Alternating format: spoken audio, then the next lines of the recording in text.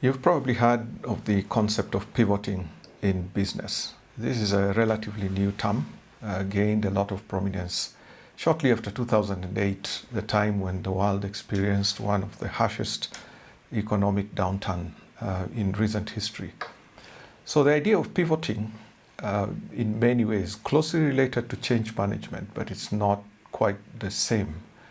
Pivoting basically means taking a pause in a trajectory that you're on to review your environment and reposition yourself for greater productivity in coming days.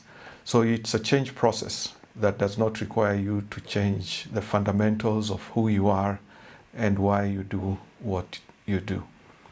So I first came across the concept of pivoting back in my high school days when I joined the school team playing basketball. So in basketball, there's a concept that you call pivoting, which basically means if you're dribbling the ball and then it becomes necessary for you to stop, either because there's an opponent or you've run out of options, you're supposed to hold onto that ball with one of your feet firmly on the ground without moving. If you move the pivot foot around, then you risk being called out for travel or walking. It's one of the basic rules of basketball. So what happens is when you're pivoted with your foot, then you hold the ball firmly, defending it from being snatched by an opponent.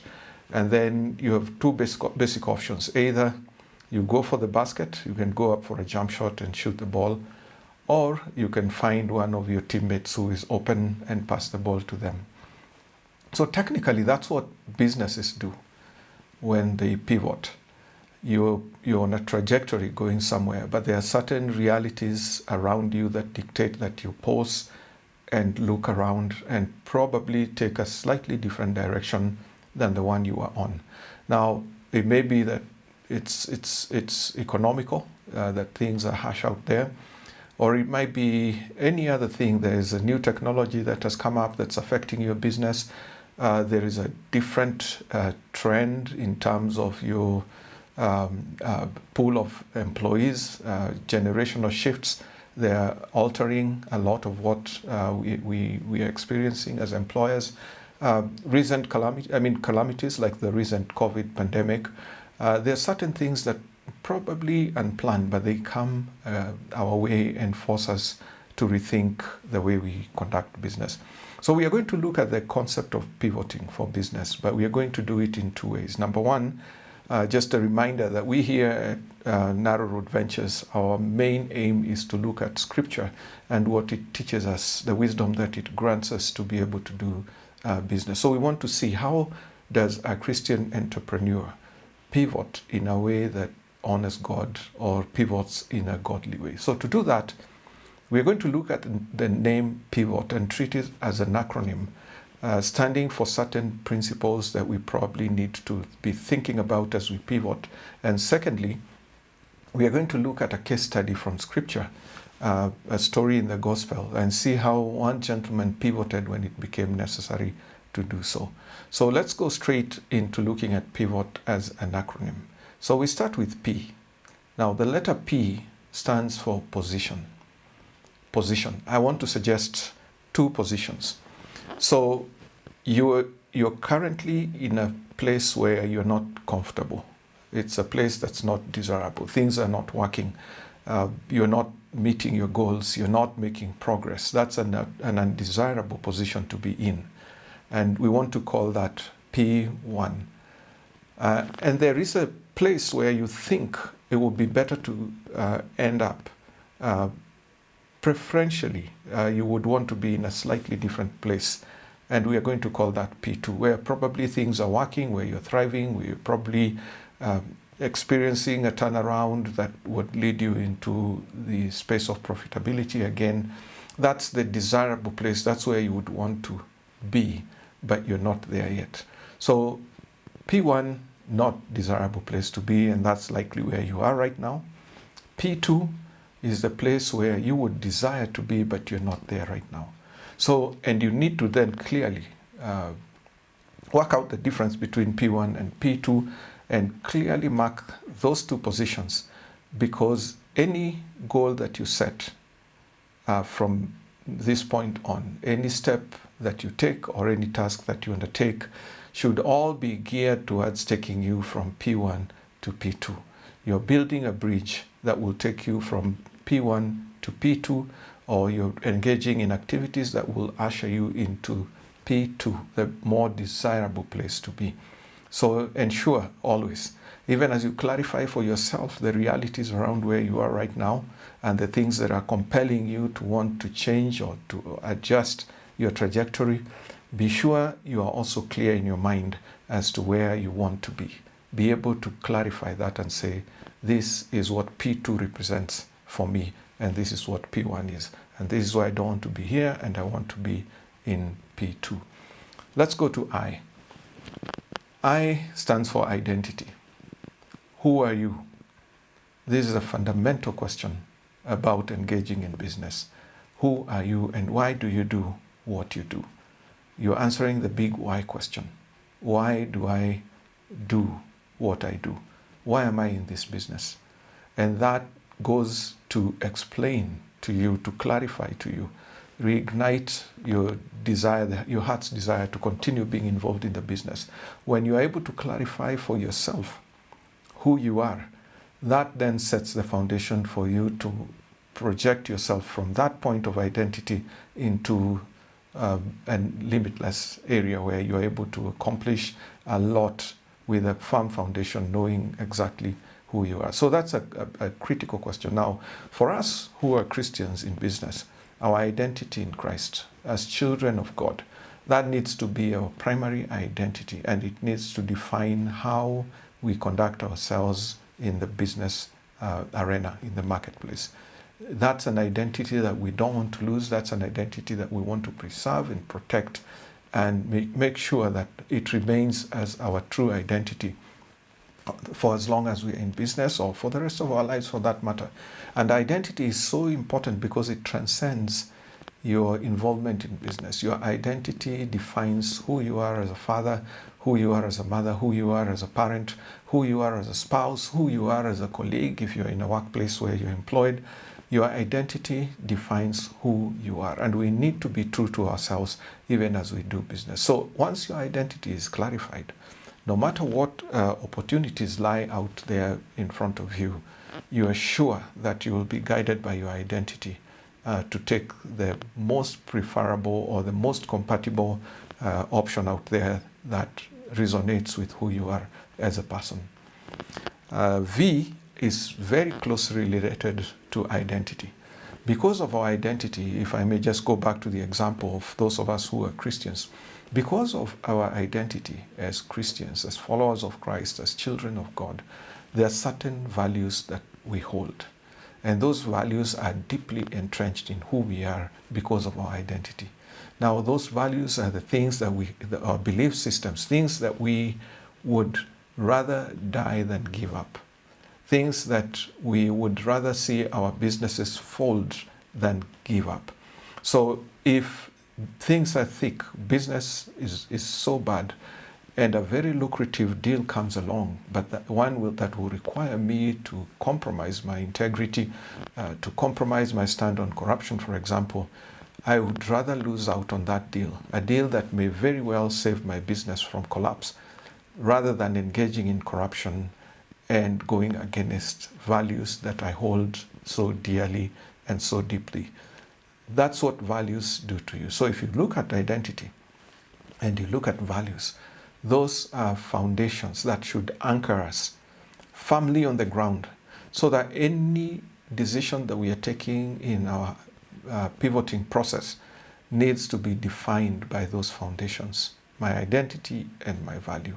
And once the ground is secured for us, then we are now able to scan our environment for opportunities, and that's what the O stands for, opportunities. So in every pivoting position, when things are not working and we look around, there might just be an opportunity out there that we haven't seen before. There might be an open door. That's what the Apostle Paul wrote about when he said there is an open door. The Lord has provided an open door before me. So for us, we're looking for what are the open doors? What are the opportunities out there that we can seize and make a difference in the business that we work in. And these opportunities are interesting because, number one, they're not very obvious. Sometimes you need to be able to look very carefully to know what opportunities are out there.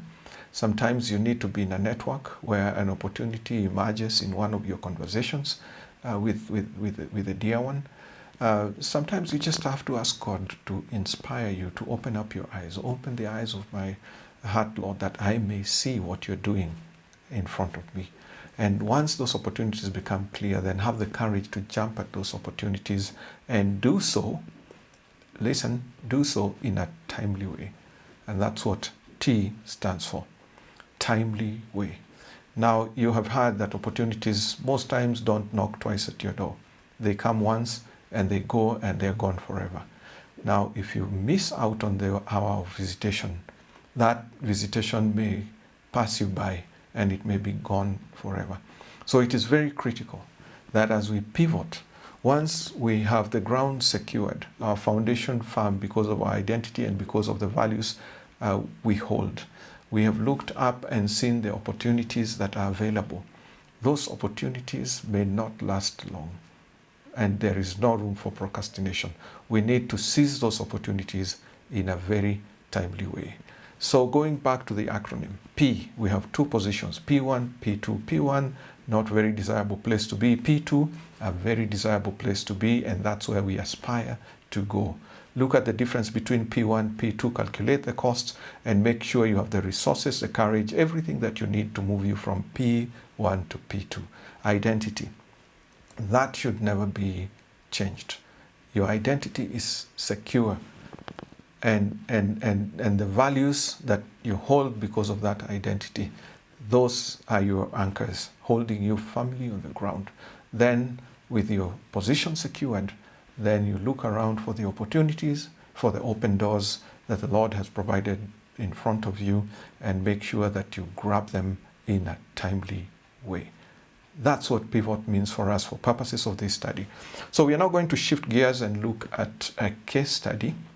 This case study is found in Luke, the book of Luke, the Gospel of Luke, chapter 15, and we're going to pick it up from verse 11 and go all the way to verse 32. It's a familiar story, the story of the lost son. We call him the prodigal son. And we are going to look at how this young man pivoted at a time when it became very necessary for him to pivot. We are going to read through the story once, and then we're going to go back to our acronym and look at the two positions, P1, P2. We look at his identity, we look at his values, and then we're going to look at the opportunities that were there before him and how he seized those in a timely way. And my guess is that there will be something for us to learn, even on how we can pivot when it becomes necessary for us to pivot in our businesses. So I'm going to read from the NIV version, verse 11. Jesus continued, "There was a man who had 2 sons. The younger one said to his father, 'Father, give me my share of the estate.' So he divided his property between them. Not long after that, the younger son got together all he had and set out for a distant land, and there he squandered his wealth in wild living." So he set off to a distant land. Verse 14. After he had spent everything, there was a severe famine in the whole country, and he began to be in need. So he went and hired himself out to a citizen of the country, who sent him to the fields to feed pigs. He longed to fill his stomach with the pods that the pigs were eating, but no one gave him anything. When he came to his senses, he said, "How many of my father's hired servants have food to spare? And here I am starving to death. I will set out and go back to my father and say to him, 'Father, I have sinned against heaven and against you. I am no longer worthy to be called your son. Make me like one of your hired servants.' So he got up and went back to his father. But while he was still a long way off, his father saw him and was filled with compassion. He ran to his son, threw his arms around him, and kissed him. The son said to him, 'Father, I have sinned against heaven and against you. I am no longer worthy to be called your son. But the father said to his servants, quick, bring the best robe and put it on him. Put a ring on his finger and sandals on his feet. Bring the fattened calf, kill it, and let's eat it. Let's have a feast and celebrate. For the son of mine was dead. For this son of mine was dead, and he lives again. He was lost, he is found. So they began to celebrate. This is an amazing story for many, many reasons. But for purposes of our study today, as we're looking at the idea of pivoting, let's see if we can be able to map some of the principles we've picked up along the way onto this story. So starting with P, position. Position 1, position 2. Now, there are several ways we can define position 1 for him and several ways we can define position 2. So he started pivoting when he was in this land that has been described as a far-off country. That's where he started his pivoting effort. So number one, he's in a far-off country. He's not home, he's in a far-off country. There is distance between where he needs to be and where he is. A far-off country. It's a foreign land. It's usually not the best place to be. It feels terrible to be a foreigner, especially when you're in trouble in a foreign country. You'd rather be home. But we find this young man now in a foreign country. Number two, there is a severe famine in the land. The environment is terrible. There is lack in every way. Number three, because he has squandered everything that he has, he was now in need. He has no provision. You see, it's one thing to be in a foreign country without provision and the environment is bad, which means everybody, even citizens of that country, will be fending for themselves first before they can attend to somebody else who is in need. So you'd rather be in a country, a foreign country, but with some provision. Even if there is a famine, you might be able to tend for yourself and provide for the needs that you have. But now, this guy is in a perfect storm. Foreign country, no provision, the environment is terrible. Number four, he finds himself in the company of pigs. Now, for a Jew and pigs, those two are incompatible. But that's where he finds himself. With pigs in a foreign country with no provision, the environment is harsh, and he is now in a derogatory situation communing with pigs. That's the worst place for a Jew to be. And lastly, P1 for him, he was starving to death. So talk about a perfect storm. This is where this guy found himself. I don't know what P1 looks like. I don't know what is compelling you to change, but I guess you're better off than where this guy was. And what was P2 for him? He knew he had a father back home. He knew that his father was taking great care of his servants, leave alone his sons, but even his. So for his survival, he needed to go to a familiar place back home. He needed to go to a familiar home where his father's household, and he needed a place where there was some semblance of provision, probably not what he would have wanted. He didn't even think that he was going to go there back as a son, rather as a servant, but he desired to go back there. So we see clearly, he has mapped out his P1, a very unpleasant place, and he has mapped out his P2. And he knows what is needed for him to go back to P2. He just needs to wake up, go back home, and talk to his father and apologize and ask to be received as a servant as opposed to a son. And that's exactly what he does. So that's as far as the P's are concerned. Now, when it comes to the I, there is an interesting, almost poetical oscillation between two identities. So he starts off at home as a son, demands for his inheritance, and he moves to a distant country. While there, he squanders it and is left without provision. He ends up being a servant for one of the countrymen of that foreign country. So while he is a servant and things get so bad, he remembers that he's a son and he desires to go back home, but not as a son, but as a servant. So he sets out to go back to his place of sonship with the posture of a servant, and he is received by his loving father, who reinstates him as a son. We see the father commanding servants to attend to the son. And those identities are very interesting. Servants and sons, the outcome or the final trajectory of pursuing either of those identities are totally diametrically opposed.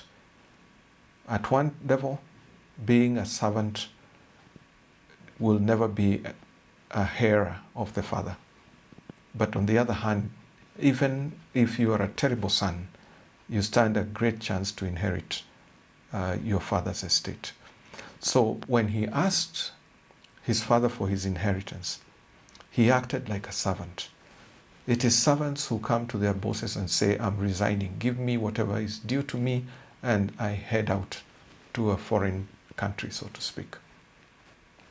So I don't know what identity you are holding, especially if you are a child of God.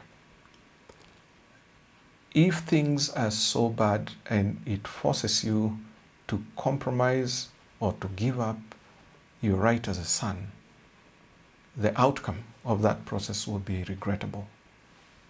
I would rather you stick with your identity as that child of God. So when it comes to values, that's an interesting one, because the values don't come out very explicitly in this story. But I want to imagine this father, because we see his heart, is one who must have tried to transmit his values to his children, both his sons. But we see, for whatever reason, both of them seemed to have missed something. The older son was very upset when he saw his younger brother come back home and the feast being put up on account of his return. There is something he missed, and we see the father reprimanding him, telling him and reminding him, remember, everything I owe belongs to you. Don't you understand? There was a disconnect between the values of the father and the value of that son. When this young man goes to his father and demands for his estate, there is a disconnect between values of these two individuals. Because in the Jewish culture, and I would imagine that's very similar to our culture here in Africa, you don't go to your father and ask for your inheritance when he's still alive. If he chooses to distribute it, that's his prerogative. But it is an abomination for a son to rise up, or a child for that matter, to rise up and go to the father and ask for an inheritance. That's a terrible thing to do. So we see there's a mismatch there in value. Then we quickly jump to opportunity. Now, there were several options before this young man. He could either have continued staying there and die a slow, painful death, shameful, communing with pigs every day, or he could have done what we know he did in the story. There was an opportunity back home. He knew the heart of his dad. He knew that if I went back and told dad I'm sorry, that he's likely to forgive, because he knew the father. So he decides, I'll go back there. I'll not demand to be accepted back as a son. I'll ask that he considers treating me as one of his servants. Then I will have the provision that they normally have, and there will be food on my table. I will not starve to death. So he jumps at that opportunity, and that is the open door that was there for him. Remember, you have a place as a son. You can always come back home. Then finally, as far as timeliness is concerned, we know he didn't linger there much longer, because by the time you're describing yourself as one who is starving to death, he says of himself in that introspective process, here I am, starving to death. Then he chose to rise up and go. I don't know how much longer he would have continued without food, probably without water. He would have died. But very quickly we see in verse 20, we're just told in one line that he got up and went. There was a sense of urgency in his going back. And I'm glad he did, because had he lingered, two things would have happened. Either he would have died, or imagining that because the father was advanced in age, the father would have passed on. And can you imagine a scenario where this guy goes back home when the older brother is in charge?